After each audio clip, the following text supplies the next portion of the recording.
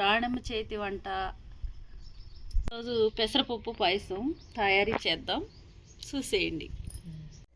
ముందుగా stove అంటించేసుకుందాం. 1 cup పెసరపప్పు దోరగా వేయించి 1 కప్పు పెసరపప్పు దోరగా వేయించి పక్కన పెట్టుకుందాం. ఇలా దోరగా వేయించుకుంటే ఇది కొంచెం వేగినట్టు మంచి స్మెల్ వస్తుందండి, సరిపోతుంది. తీసి బౌల్లో వేసేసుకొని ఒకసారి కడిగి నానబెట్టేసుకుందాం.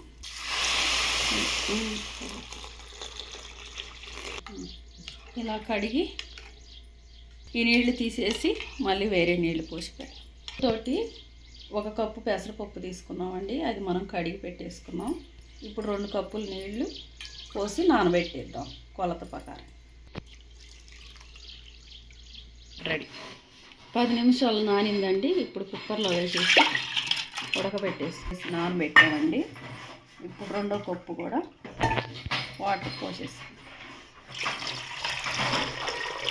2 కప్పులు వాటర్, 1 కప్పు పెసరపప్పు మూత పెట్టేసుకొని 2 విజిల్లు వచ్చే వరకు ఉడికించేసుకొని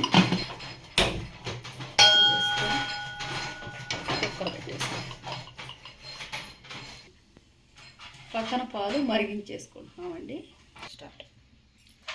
పప్పు ఉడికేలోపు జీడిపప్పు, కిస్మిస్లు దోరగా వేయించి నెయ్యి వేసి దోరగా వేయించి పక్కన పెట్టి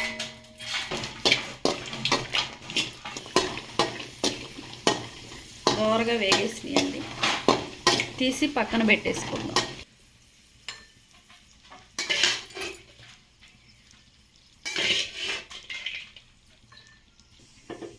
స్టవ్ ఆన్ చేసి వేరే గిన్నె పెట్టుకొని కప్పు బెల్లం కరిగించి పెట్టుకుందాం.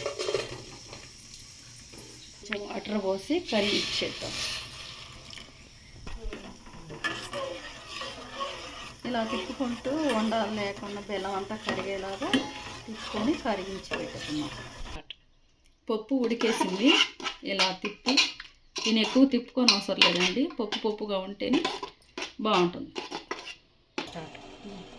ముందుగా కరిగించుకున్న బెల్లం పాకంలో ఇట్లా బెల్లం మొత్తం కరిగిందండి.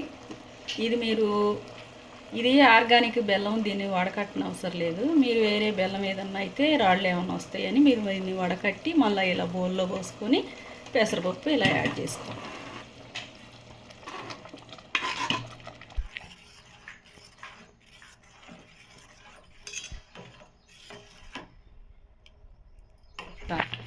ఇలా కొంచెం ఒక 5 నిమిషాల వరకు బాగా పప్పు బెల్లం వాటర్ తోటి బాగా మరిగించి ఇలా చేసుకోవాలి.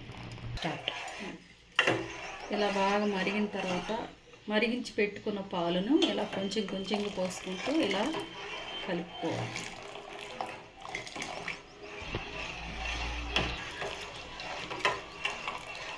స్టార్ట్. ఇప్పుడు కొంచెం ఇలాచీ పౌడర్ కలుపుకుందాం. తర్వాత జీడిపప్పు, కిస్మిస్ వేసి కొంచెం కొబ్బరి తురుము కూడా పైకి ఇలా వేసుకుంటే బాగుంటుంది. పెసరపప్పు పాయసం అయితే రెడీ అయ్యిందండి. ఇది కొంచెం ఇలా తిప్పేసుకొని బౌల్లో తీసుకొని సర్వ్ చేసుకున్నాం. ఇలా పలసగా ఉంటేనే కొంచెం బాగుంటుందండి. అంతేనండి, వేడివేడిగా సమ్మర్ స్పెషల్ పెసరపప్పు పాయసం రెడీ. నచ్చినట్లయితే మీరు కూడా చేసుకొని చూడండి, లైక్ చేయండి.